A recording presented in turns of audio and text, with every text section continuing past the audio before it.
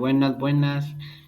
Primero que nada, profe, una disculpa. La aplicación con la que yo estoy haciendo, la que yo hago los videos, me presentó fallas y no sé por qué no me está cogiendo el audio. Esta grabación ya la hice varias veces y la verdad ya me estaba como enojando bueno, hagamos esto rápido. El ejercicio que a mí me tocó era el de la asamblea. Para resumir eso, yo lo hice con 4 arrays. Pude hacerlo con lista, o sea, salvo el array bidimensional, pude hacerlo con lista, sí pude, pero la verdad no quise. En parte porque usted lo puso como sugerencia y también porque era más engorroso los pasos. Utilicé a NumPy obviamente y a la librería random. Entonces creé el array en donde dependiendo de la columna está entonces la posición que si es el estudiante, el profesor, las materias, el campus o que si están de acuerdo o desacuerdo con lo de la asamblea.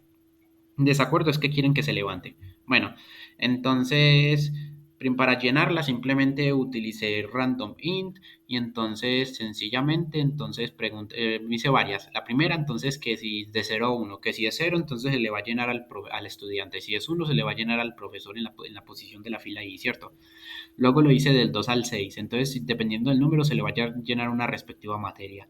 Luego lo hice del 7 al 11 que dependiendo del número se le va a llenar respectivamente a, ¿cómo es que le llama? A un campus. Y el último es el 0 y el 1 que ese es más que todo para lo de si está de acuerdo o desacuerdo con lo de la asamblea. El primer punto tenía que ver era con lo de usted ordenar una lista, lo de ordenar los valores de por campus, ¿cierto? La verdad, yo ahí sí le fallo porque yo lo hice a medias. Verá, aquí tengo ya esto creado, ¿cierto?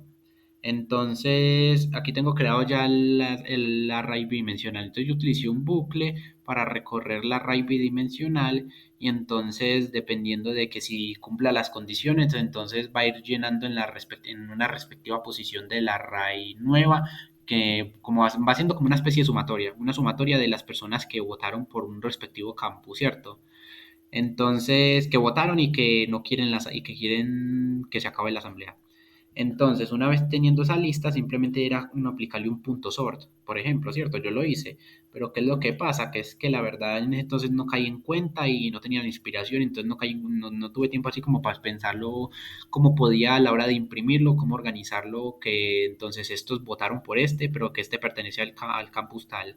Ya a estas alturas se me ocurre que la solución podría ser que tenga dos listas, una en la que estén los valores normales y la otra en la que estén los valores ordenados. Y entonces, y entonces haría como una comparación entre las dos listas y entonces dependiendo de los valores de la lista, que si coinciden, digamos que el valor en la lista uno está en la posición 0 y en la 2 está en la posición 3 en la otra lista está en la posición 3 entonces como que uno, dependiendo de las posiciones, entonces como que hacer la comparación y con eso pues, se podría hacer como la impresión, el print. Bueno, el segundo punto tenía que ver era ya no con los campus, sino con las materias. Y sigue siendo con la misma condición de que los estudiantes que quieren salirse de la huelga, quieren acabar la asamblea, ¿cierto? Entonces es el mismo, solamente que aquí cambian las columnas. Es la misma condición, cambian las columnas y verifica que si se quieren salir y que sí está lleno, ¿cierto? Y de nuevo una sumatoria en un array diferente. Al tener ya el array, entonces como esta no hay que ordenarla ni nada, entonces fácilmente yo pude jugar y por medio del format mandar una impresión bonita en la que va a estar el número de las personas, ¿cierto? El número de las personas que da la respectiva materia. Luego tenemos que el último punto era el total de participantes y que buscar el mayor, el campus con el mayor número de participantes. Aquí solamente era una condición, entonces simplemente fue un array un bucle más sencillo, se recorrió el array y entonces después de eso se llenó un valor a un nuevo a una nueva array y entonces aquí se hizo otro bucle en el que se recorre cada valor de la nueva array, ¿cierto? La sumatoria ya hecha y entonces se va a buscar cuál es el valor mayor y entonces dependiendo de cuál es el valor mayor entonces va a cumplir una de las condiciones que si entonces que el valor mayor coincide con el valor de la raya en la posición cero entonces va a imprimir que este pertenece a tantos de Oriente y dependiendo de la posición entonces va a imprimir a qué sede pertenece y que entonces esa es la que tiene el mayor número de participantes, ¿cierto? Téngale hoy para ejecutar.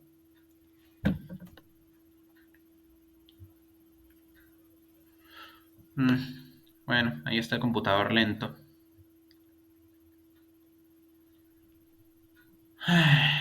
Mire, ahí me dio. Aquí tengo entonces que obviamente como estos son 100 datos no me va a imprimir todo, pero mire que se logra como ver que sí se me cuadró un poquito. Aquí, por ejemplo, hay varios valores así que salieron a lo random.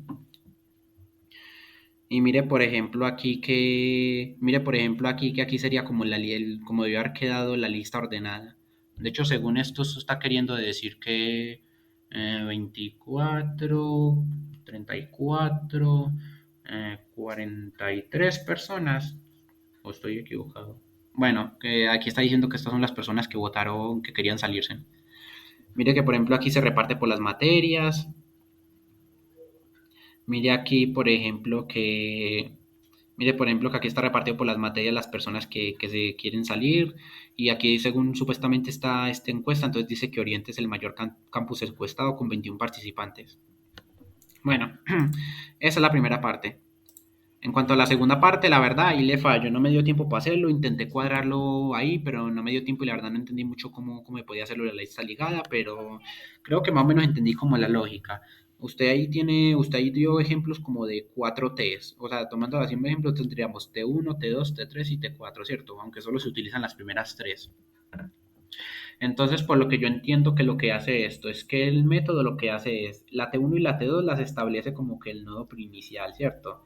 Luego va a hacer la T2 un bucle, le va a preguntar que si el valor inicial no, que si el punto siguiente, entonces que si es vacío, o que, bueno, vacío no tanto, pero sí que no, ¿cierto? Que si es nada. Que si es nada, entonces va a ser que el que tiene la primera posición, que el que tiene en la primera posición, no, que el que tiene en siguiente pase a ser en la primera posición.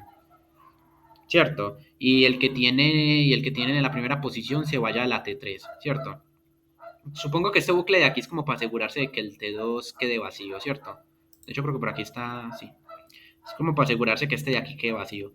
Y entonces una vez este esté vacío, entonces ahora sí se va a cumplir la función principal del bucle no del método, que lo que yo entiendo es que lo que hace es que busca repartir el T1, busca repartir el punto siguiente del T1 al T2 y el primero de este al T3 para entonces después dejar el punto siguiente del T1 vacío y que este sea como ya la cabeza de la cola y no sé si este se va para atrás o para la mitad, pero sí, esto es lo que yo entiendo que hace este método, que prácticamente mientras que este esté vacío, entonces trata de quitarle como la cabecita, trata de quitarle como que este deje de ser la cabeza y reparte los valores para que entonces este se vaya para atrás para la cola.